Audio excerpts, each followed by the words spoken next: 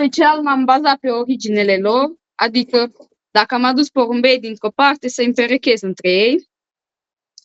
Apoi să-mi dea o talie bună, medie, porumbei mari cu porumbei mici. Da. Culoarea nu m-a interesat aproape deloc, deși am avut noroc la mulți pui bălțați deocamdată. Am observat.